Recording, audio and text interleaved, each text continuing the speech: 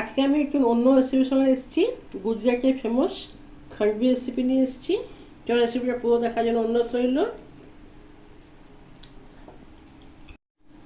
নমস্কার বন্ধুরা, শিলা ফিট ক্লিনিকে সবাইকে অনেক অনেক স্বাগত। আমাদের বাঙালি ঘরে সবসময় একটু আলাদা আলাদা রান্না খেতে সবাই ভালোবাসে। তো আজকে আমি সেজন্য একটা নতুন রকম একটা রান্না নিয়ে এসেছি। এটা খান্ডভি বলে, কিন্তু তোমরা একটু আমাকে মেসেজ করে কমেন্ট বক্সে জানাবে যে কী কী মানে তুমি জানো। তো যার জন্য আমি মেন নিয়ে নিয়েছি এখানে 1 বাটি বেসন আর 1 বাটি দই। এর হচ্ছে এটাই মাপ। দিয়ে দিলাম এর মধ্যে আমি একটা গ্রাইন্ডিং জারের মধ্যে আমি 1 বাটি বেসন আর 1 বাটি দই দিয়ে দিলাম। এবার যেই বাটিতে আমি নিয়েছিলাম ওই বাটিতেই 2 বাটি আমি জল দিয়ে দেবো।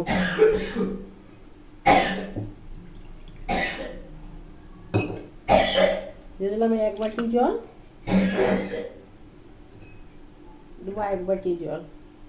এভাবে 2 বাটি জল দিয়ে এরপর এর মধ্যে আমি দিয়ে দেবো পরিমাণ মতন লবণ আর সামান্য একটু হলুদের গুঁড়ো। দিয়ে দেবো 2টো কাঁচা লঙ্কা, দেবো 1 ইঞ্চি আদা। এবার জায়গায় ভালো করে একটা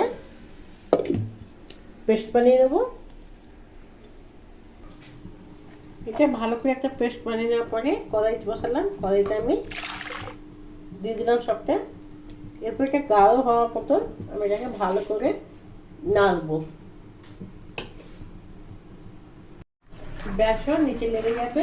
আমি গ্যাসের ফ্লেমকে পুরো কমিয়ে দিয়েছি, স্লো করে দিয়ে এখানে আমি এখন ক্রমাগত নাড়বো।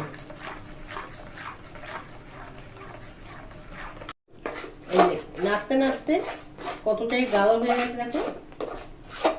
দেখো এরকম শক্ত, এরকম গাঢ় হয়ে যাবে। এরপর এটাকে আমি গ্যাসটা বন্ধ করে দিলাম। এরপরে থালা নিয়ে নেব। এই যে থালার উল্টো দিকটা আমি রাখলাম। এরপর থালার উল্টো দিকে আমি এটাকে আগে করে দিয়ে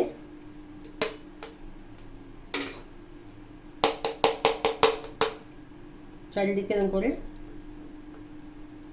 লাগিয়ে দেবো। থালাতে আমি এভাবে করে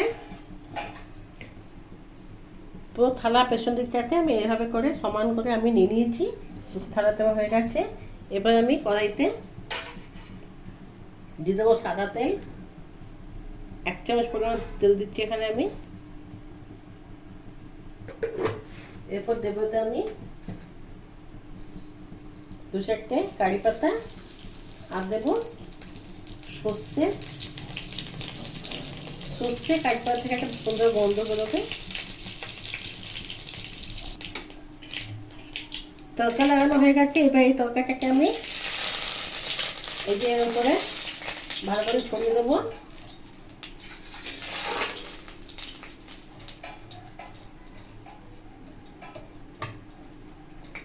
এরপর এর উপরে আমি নারকেল কুচিয়ে রেখেছিলাম সেটা দিয়ে দিচ্ছি। ধনেপাতা কুচিয়ে রেখেছি সেটা দিয়ে দিলাম। এরকম উপর দিয়ে দেওয়ার পরে এরপরে আমি একটা মাঝখানে এরকম কাটবো, ছুরি নিয়ে নিলাম, এরকম করে কেটে দেবো।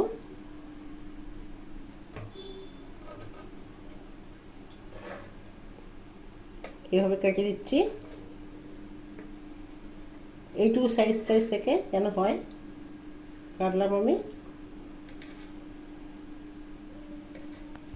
কেটে নেওয়ার পরে এইভাবে এরকম গোল করে দেবো। ব্যাস তৈরি হয়ে গেল এখানে গুজরাটের ফেমাস খান্ডভি। দেখো কি সুন্দর দেখতে লাগছে।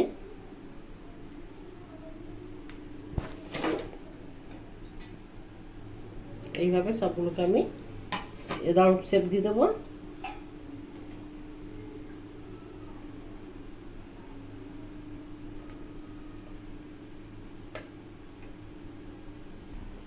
সবগুলো আমি এরকম করে আমি শেপ দিয়ে নিলাম। তৈরি হয়ে গেল এখানে গুজরাটের ফেমাস খান্ডভি। ঘরে তোমরা অবশ্যই এরকম বানাও। আর তোমরা কে কোন নামে জানো আমাকে একবার কমেন্ট করে জানাও।